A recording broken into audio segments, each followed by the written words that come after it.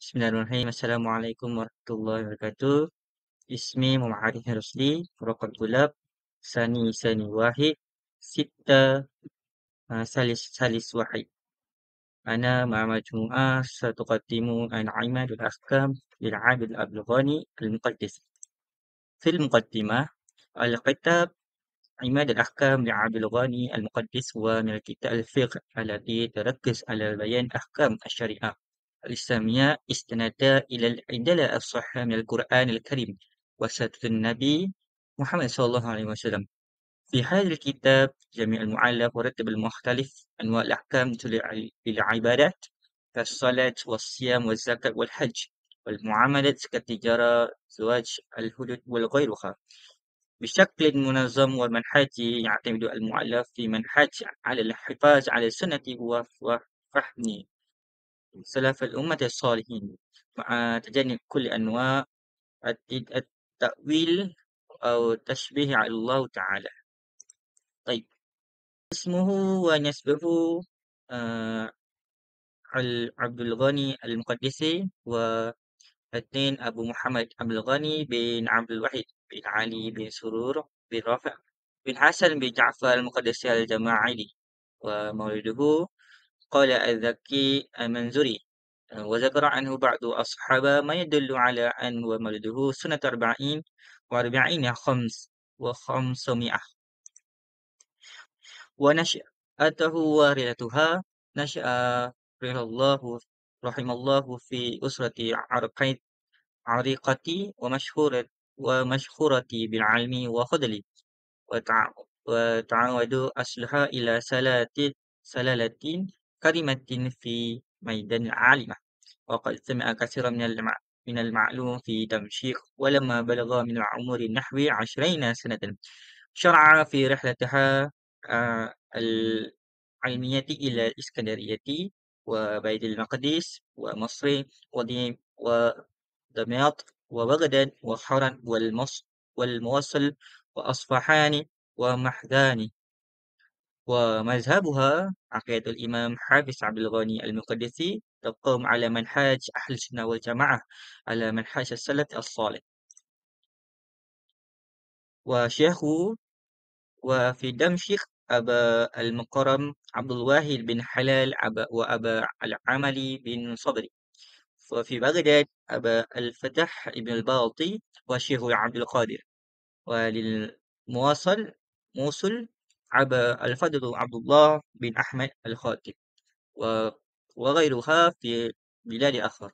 ثم تلاميذه الحافظ الضياء والحافظ ابن الخليل والفقه والفقيه اليوناني وسليمان السعرداني وغيرها.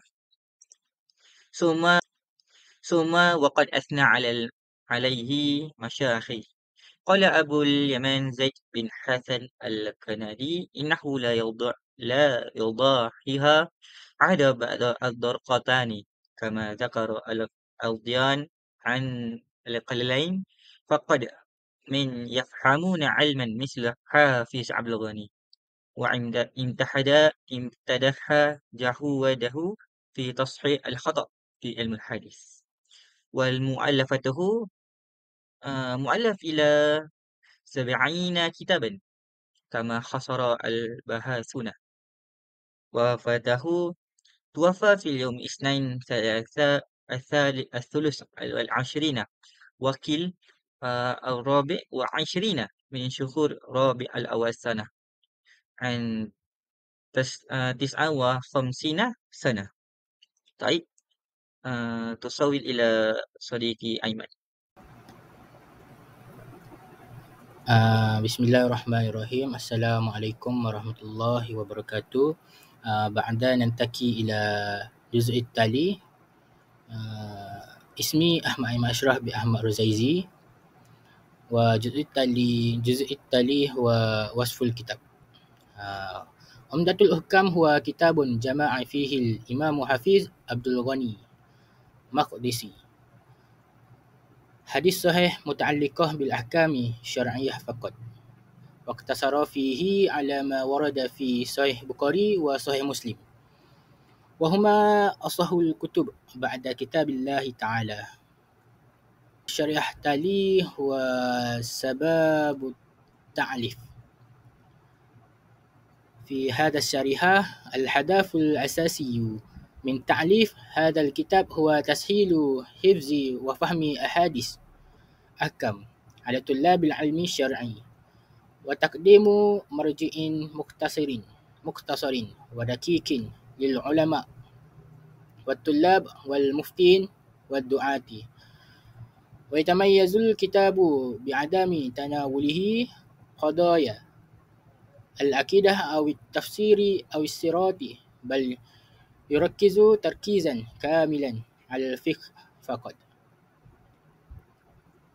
وقد أصبح هذا الكتاب مرجعا أساسيا في دراسة فقه الحديث، ونال اعتراف كثير من العلماء بصحته وتنظيمه. الشريحة التالية هو منهج أرض الكتاب. أولا، اختيار الأحاديث. اقتصر في الكتاب على الأحاديث الصحيحة فقط من صحيح بخاري وصحيح مسلم، وقد تم استبعاد كل حديث ضعيف أو مرسل أو ضعيف سند تماما، غير حديث ضعيف أو مرسل في هذا الكتاب. وثانيا، بدون إسناد كامل. لا يذكر المؤلف السند كامل كما في بعض كتب الحديث، بل يكتفي بذكر الصحابي الراوي فقط، مثل قوله عن أبي هريرة رضي الله عنه، ثم ينتقل مباشرة إلى متن الحديث للتركيز على النص النبوي. والشريحة التالية وثالثا هو ترتيب حسب الموضوعات الفقهية. قام المؤلف بترتيب الكتاب وقفا لكتب الفقه كلاسيكية، كما في المذاهب الأربعة، حيث بدأ بكتاب الطهارة، ثم كتاب الصلاة، ثم الزكاة، الصيام، الحج، معاملة، نكاح، وهكذا. وهذا الترتيب يسهل على القارئ والطالب الرجوع إلى الأحاديث حسب الموضوعات. ثم رابعا، أسلوب الكتابة المختصر والمركز. اتبع المؤلف أسلوبا واضحا وموجزا، فلا يتضمن شروحا ولا آراء للعلماء، بل اكتفى بذكر نص الحديث فقط، مما يسهل الحفظ والفهم السريع، ويجعل الكتاب ملائما للدراسة والتدريس في كافة المراحل العلمية.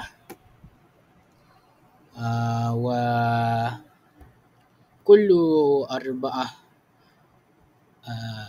منهج أرض الكتاب أحكام العادات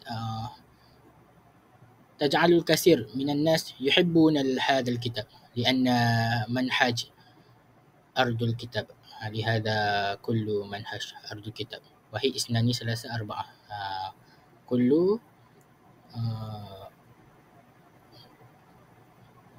كل سبب الناس يحب هذا الكتاب إن شاء الله. السلام عليكم. السلام عليكم ورحمة الله تعالى وبركاته. سأواصل حدثنا حول أحد أعظم المنصفات في تراث الحديث الإسلامي، وهو كتاب عمدة الأحكام للحفيظ عبد الغني المقدسي. فهذا الكتاب يعد مرجعا مهما في مجال فقه الحديث، وما زال يدرس على نطاق واسع في العالم الإسلامي حتى يومنا هذا. يضم هذا الكتاب نحو 422 حديثا صحيحا، وقد اختارها المصنف بشكل حصري من صحيح البخاري وصحيح المسلم.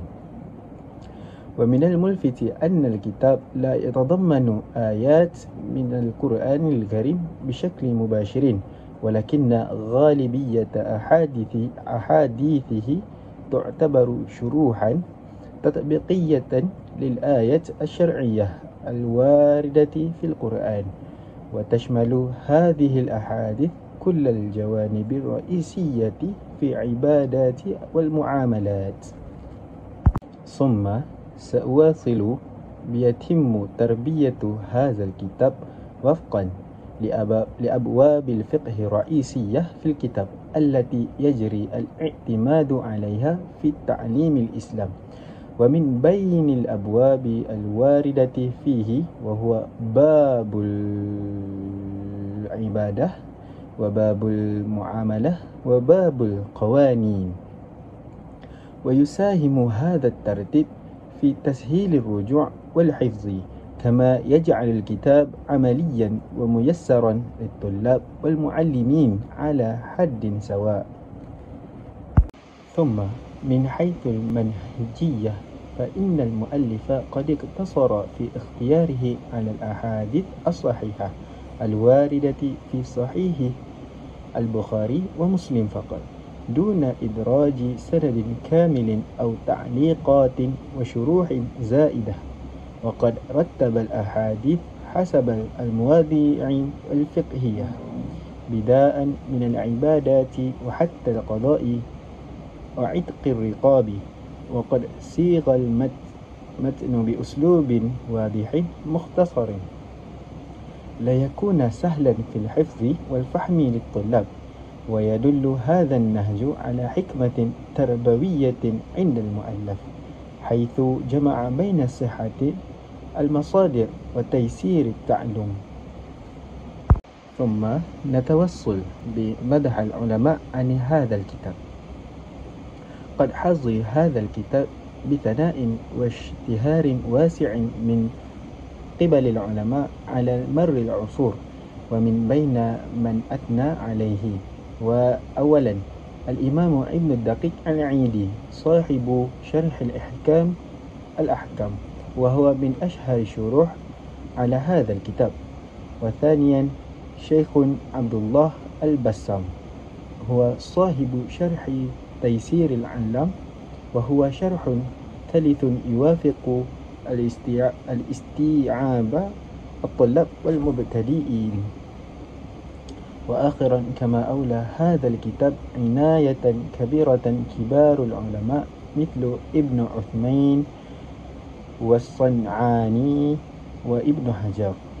وفي الوقت الحاضر يعتبر هذا الكتاب نصا أساسيا في المدارس الشرعية وكليات الشريعة والجامعات الإسلامية في مختلف أنحاء العالم.